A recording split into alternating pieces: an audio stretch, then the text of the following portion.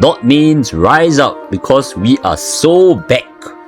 Hysilens is here and the Dot meta will finally be back, hopefully for more than one patch. How will she change Dot? How does she work? What kind of investments, teams, builds, so on and so forth will be covered in this video. Feel free to skip to the parts you want to watch. With that being said, let's begin. Similar to Black Swan, you use Hysilens skill every 3 turns, else use basic. Use the ultimate when available. That's the gist of how to play Hysilens. Very simple, plus she's SP positive. Then your Kafka will be skilling every turn to detonate the dots. Now, the breakdown of Hysilens kit. Skill applies a 20% damage taken vulnerability, just like Jiaoqiu, and it hits all enemies. Ultimate sets up a zone that lowers enemies' attack by 15%, similar to Cypher's skill, as well as a 25% defense down, and it hits all enemies.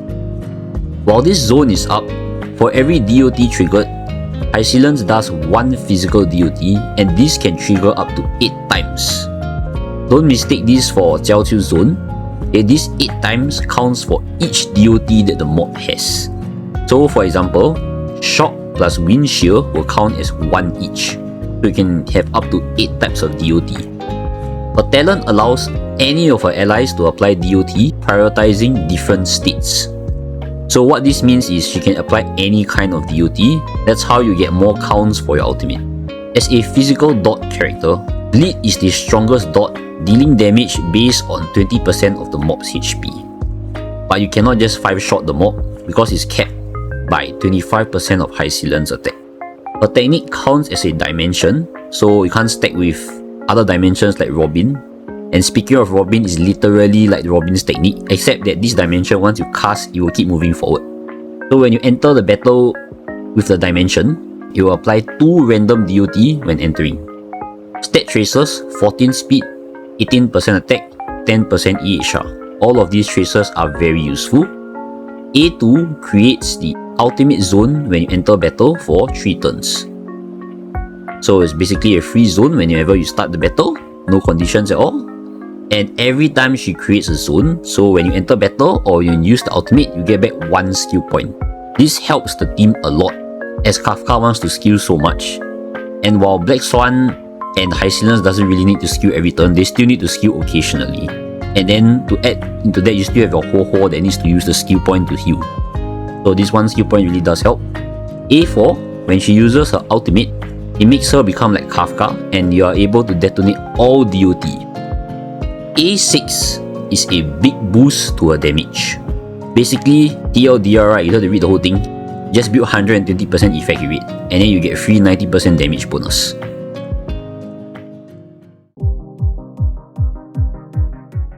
Hysilens Light Cone, 40% EHR, which is much needed to hit 120% requirement for her A6 trees. Additionally, when any monster gets a debuff, so it can be a debuff or a dot, both also count, they get a special debuff for 3 turns, which increases the dot damage taken by 5%. Stacks up to 6 times for a total of 30%. These 6 times, as I said earlier, it counts all debuffs. So it's not just DOT, any kind of debuff like defense down and all that, it also counts. So as long as there is a total of 6 debuffs or dot combined, it counts. And Hysilens, as we know, she can apply quite a few debuffs herself, as well as the DOT. Also, when you attack these mobs with any teammate, they do get a 10% speed buff for 3 turns. So basically, this Light Cone replaces your Ranmei in your DOT team. An excellent pickup for the good quality of life. E1 is a 16% increase to any ally's dot damage. This is pretty massive. And when Hysilens applies any kind of DOT, she can additionally duplicate it and it will count as a separate DOT. Kind of like Erode from Kafka's Light Cone. E1 or S1? I would say E1 S1 is actually a good stopping point. But if you want to pick one over the other, E1 is a bigger damage increase. However, I actually prefer the Light Cone as it's more universal and can be used by anyone, even if they are not a DOT user. Because if you see here the description, if you apply a debuff, and you know who can apply debuff? A lot of people can apply debuff on the nihility buff. The dot vulnerability is useless, but it can be used as a portable runme for the speed buff. Easier to win as well. So basically you can share this with other characters if you want. E1 though is extremely good, as I said, but unfortunately it's tied to Hysilens forever. So at the end of the day, it's your choice. E2 basically gives her A6 trees to the entire team, so the 90% damage bonus. But don't forget that they need to have the 120% EHR to get the full 90%. This is actually quite fine for DOT because Black Swan automatically wants to have 120% anyway. Kafka, you just need to build a bit more because now Kafka needs like 75%. E4 is basically a weaker E1 Black Swan and only works when her zone is up. So it's just a nice bonus on the way to E6. And finally E6. When the zone is up, the max trigger goes from 8 dots to 12 dots and increases the damage by 20%. Okay, one thing I want to say about this Eidolon, right? If you're going to get this Eidolon, I hope you also equally invest in your PC or your phone, or else it might crash with how many dots that are going to appear on your screen, especially if you go into simulated universe where there's even more dots.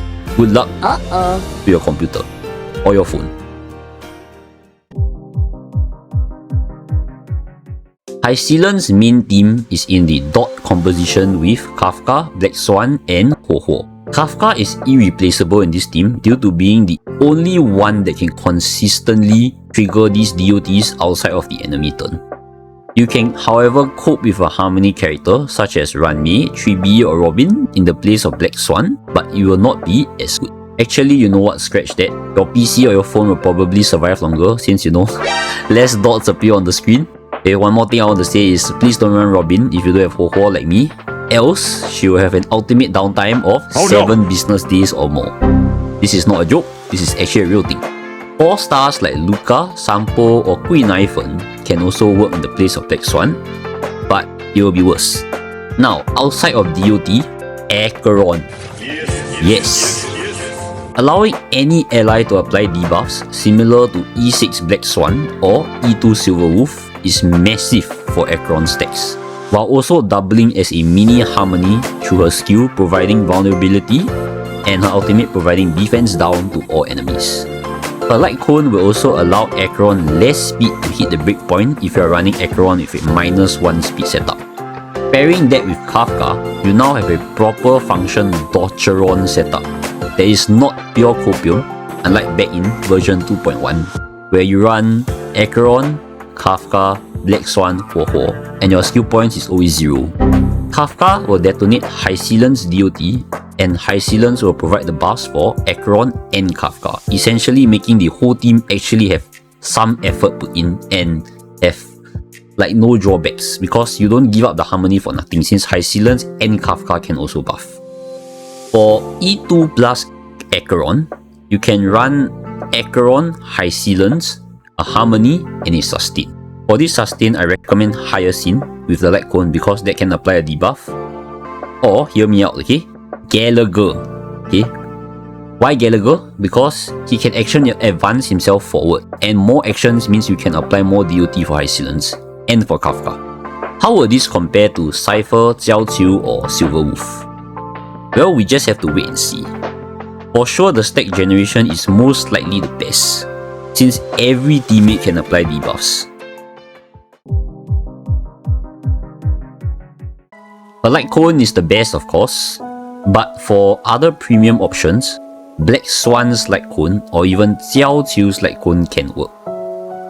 For free-to-play options, Eyes of the Prey, or even before the tutorial mission starts can work, since it gives EHR and Hysilens can trigger the energy passive of tutorial. She does want a permanent 3-turn uptime, so this energy is going to be very helpful. For relic sets, very straightforward. 4-piece Prisoner, 2-piece Reverie, no questions asked. Main stats, EHR body. For boots, attack %, speed boots is not needed. More on that on the substats part later on. physical damage orb, and attack percent rope. You could run a energy rope to maintain the 3 turn out uptime, but I don't recommend it. With Huo, you should have 0 energy problems. The most you will have 1 turn of downtime with a skill basic rotation. Or you can do 2 skill, 1 basic. Energy can also come from getting hit, so honestly it's the least of your concerns. Substats focus 120% EHR first before going for attack percent and maybe some speed if you want. You only need to hit 129 speed outside of battle if you want to hit the 134 speed breakpoint. Having a faster Hysilens will give you an extra dot proc on her own turn, but however, I don't think it's really worth the damage trade-off over attack boots. You can focus the rest of the substats on attack percent instead for more damage. That is all for this video. Thank you for taking your time to watch it. Good luck on your Hysilens Builds. I hope you win your 50-50 and your 75-25. If you enjoyed this video, feel free to leave a like and comment down below. Subscribe if you want to see more of these. That's all for this video. Take care and bye bye.